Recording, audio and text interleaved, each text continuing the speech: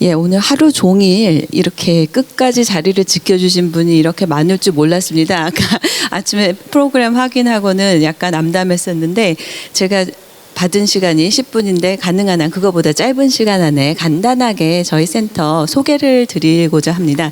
제가 지금 거의 마지막 순서로 발표를 하게 됐는데 그러다 보니까 좋은 점이 뭐냐면은 앞에 교수님들 발표를 들으면서 우리 센터가 어떤 점에서 다른 클러스터들하고 다른가 이 부분이 좀 분명해졌는데요. 간단하게 말씀을 드리자면은 일단 저희 센터는 앞에서 다른 교수님들께서도 융합연구 굉장히 강조를 해주셨잖아요. 하지만 정말 진정한 의미에서의 융합연구센터라고 말씀을 드릴 수가 있고 곧 소개를 해드리겠습니다. 그리고 또 다른 점 하나는 이제 요거를 마지막에 말씀을 드리려다가 처음 말씀드리는 이유는 제가 요새 말을 하다 보면 하고자 했던 말을 자꾸 잊어버리더라고요. 그래서 중요한 얘기를 먼저 하는 게 필요하겠다.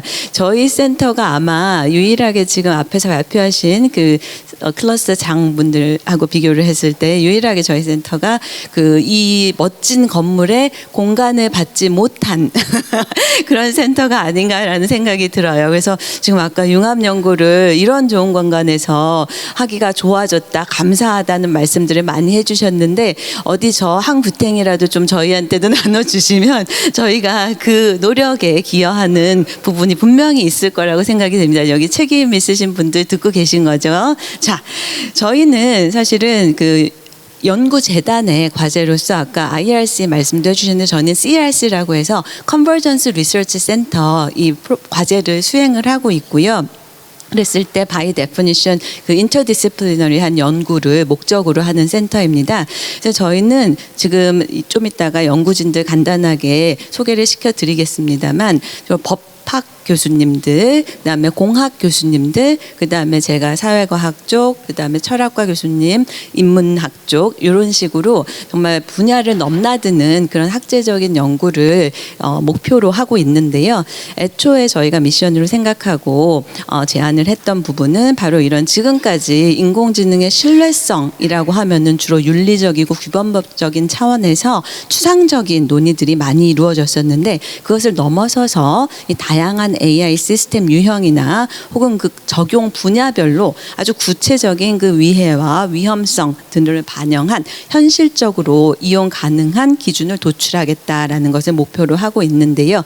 그러한 목표에 도달하기 위해서 저희가 제안하는 바는 바로 이 사람과 제도와 기술을 아우르는 그런 학제적인 접근을 해보겠다라는 말씀을 드리고 싶습니다. 그랬을 때 사실은 이 사람, 제도, 기술이라는 게 다음 페이지에서도 보여드리겠습니다만 저희가 이제 AI라고 했을 때 사례로 들어서 아까도 잠깐 뭐 미스인포메이션 얘기도 나왔고 저희가 생성형 AI 맥락에서 헐루시네이션, 환각에 대한 논의들, 우려들 많이들 표현이 되고 있는데요.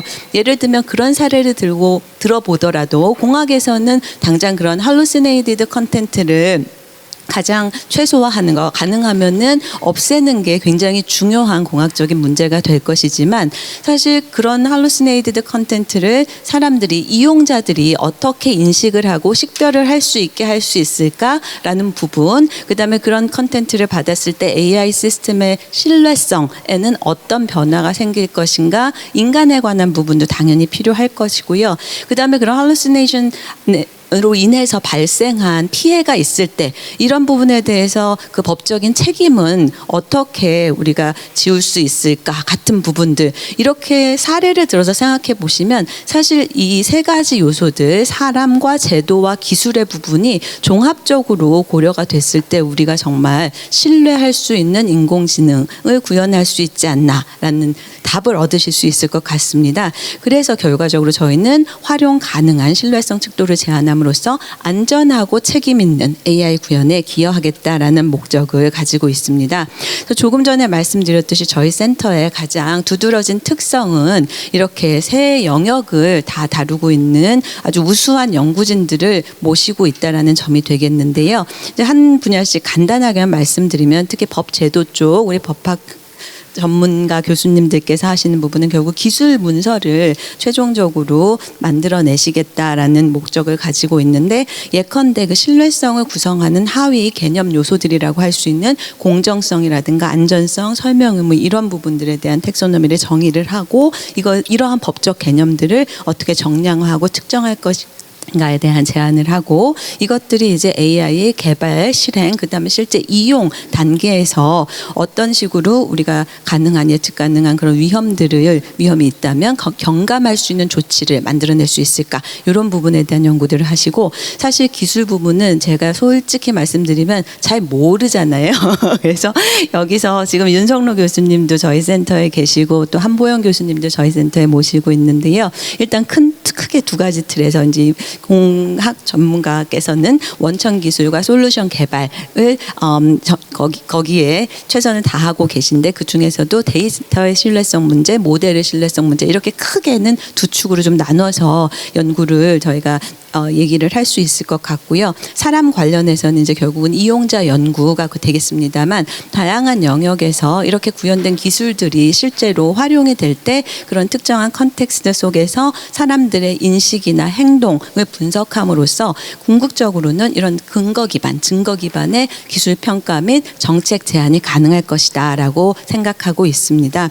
그래서 공동 연구진을 보시면 저희가 사실은 아까 말씀드린 그 신뢰성의 하위 개념이라고 할 수 있는 공정성, 안전성, 투명성, 설명 가능성, 그다음에 경고성, 보안, 프라이버시, 이렇게 대략 나눌 수는 있겠습니다만, 사실은 이 그룹들 간의 그 장벽, 이거는 굉장히 permeable하다고 생각하시면 되겠습니다. 그래서 이 그룹들을 넘나드는 연구들을 대부분 교수님들이 하고 계시고요.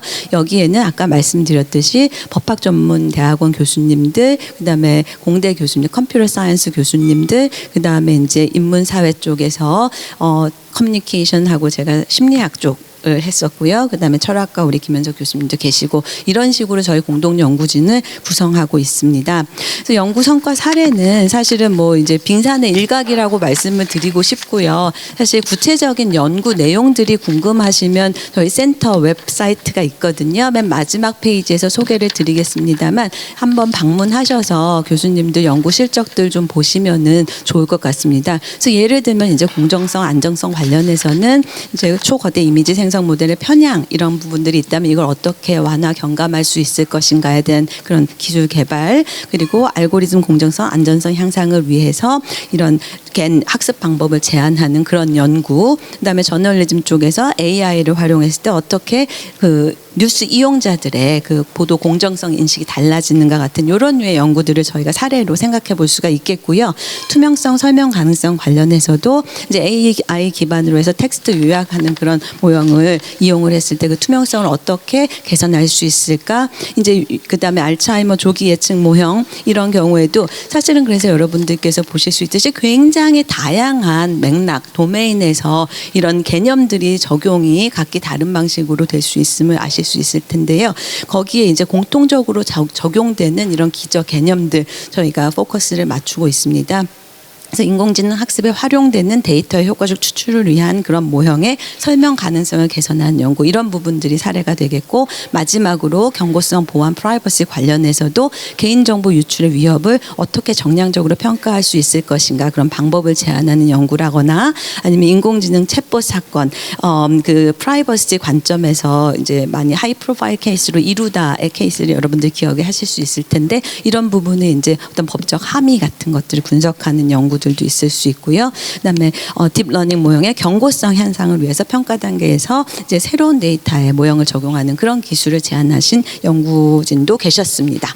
자, 이 외에 이렇게 개별적으로 상대적으로 조금 독립적으로 교수님들께서 전공 분야에서 진행하시는 연구들 외에도 이제 저희가 어쨌든 가장 최종적인 딜리버러블로 생각하고 있는 부분들이 바로 이런 검증 체계의 표준화에 관한 부분이거든요. 그래서 이와 관련해서 저희가 해온 작업 중에는 이제 기술 문서 개발을 위한 기초 작업으로서 그동안 퍼블리시 됐던 국내외 인공지능 신뢰성 가이드라인들을 다 취합해서 데이터베이스를 구축하고 이를 분석해서 이거를 이제 도메인별로, 그러니까 산업 유형 혹은 AI의 유형별로 표준 초안들을 다수 작성했습니다. 그리고 이걸 일부를 TTA 표준 기고서로 제출할 예정이고요. 실제로 그리고 저희 센터에 계신 교수님들이 뭐 저를 포함해서 많은 경우에 이 정부위원회들에 참여해서 실제로 저희가 연구해서 알게 된 내용들 이런 부분들을 정책에 반영하려는 노력들을 적극적으로 하고 있습니다. 그래서 개인정보보호위원회 AI 프라이버시 민관정책협의회 분과장을 맡고 계신 교수님도 계시고 국가인공지능위원회 에서 안전신뢰분과 그다음에 또 법제도분과의 위원으로도 참여하고 있고요. 그다음에 대한민국 AI 안전 컨소시엄의 파트너로 저희 사업단이 들어가 있습니다. 초거대 AI 보건의료 자문은 아까 제가 연구진 소개할 때 잠깐 깜빡했는데 이 카카오 헬스케어에 계신 신수영 소장님께서 또 역할을 해주고 계십니다. 자, 그리고 또 저희가 강조하고 싶은 저희 활동 중에 하나는 이 글로벌 리서치 네트워크 구축이라고 말씀드릴 수 있겠는데요. 사실 이런 그 제도, 법의 문제들, 그다음에 표준화의 문제들, 거버넌스의 문제들 이런 것들이 사실 우리나라 안에서만 적용이 되는 부분이 아니기 때문에 이 글로벌 협력 관계를 구축하고 실제로 글로벌 기준 마련에 저희 목소리를 내는 게 굉장히 중요하거든요. 그러니까 그런 의미에서 저희가 시도하고 있는 부분, 나름의 성공을 거두고 있는 부분은 그 University of Pennsylvania의 Center for Technology Innovation and Competition이라고 있는데요. 이 센터하고 센터 대 센터 협력 관계를 구축해서 지난 8월에 Frontier Issues in AI Governance라고 국제 컨퍼런스를 양해를 걸쳐서 개최를 했습니다. 그래서 여기에는 이 오픈AI의 그 전략 최고 책임자 제이슨 권도 오셨고 그 외에도 메타, 구글, 아마존 등 글로벌 빅테크 컴퍼니의 임원들이 참여하셔서 본인들의 그 입장 같은 것도 설명해 주시고 같이 논의할 수 있는 기회를 가졌고요. 그뿐 아니라 미국, 유럽, 아시아의 저명학자들이 참석해가지고 다양한 영역에서 이제 제목은 AI 거버넌스가 있었지만 AI 거버넌스나 스탠더드에 대해서 얘기 있었고 그 다음에 다양한 영역에 있어서 뭐 자율주행차라든가 헬스케어라든가 사법의 영역이라든가 지적재산권의 문제라든가 경쟁법이라든가 그 뭐 미스 디스인포메이션 이런 식의 다양한 도메인에 걸쳐서 개별 세션들을 구성을 했고 굉장히 많은 분들 일반 청중들이 참여하셔서 이 문제에 대한 그 대중의 관심을 읽을 수 있었습니다. 그 다음 내년 이제 한 달 남았네요. 내년 1월에는 저희가 University of Pennsylvania로 가서 거기서 공동 워크숍을 진행하고 그 연구 결과물들을 Journal of Law and Innovation 특별호에 게재할 예정으로 있습니다. 제가 이 짧은 시간 동안 정말 수박 겉핥기 식으로 저희 센터를 간단하게 소개를 드렸는데요. 여기 웹사이트에 들어오셔서 한번 살펴보셔도 좋을 것 같고 Better yet 이 귀퉁이 공간을 조금 주시면 저희가 이 피지컬 월드에서도 이렇게 대면으로 자주 만나 뵙고 논의를 할 수 있을 것 같습니다. 기회 주셔서 감사합니다. 네.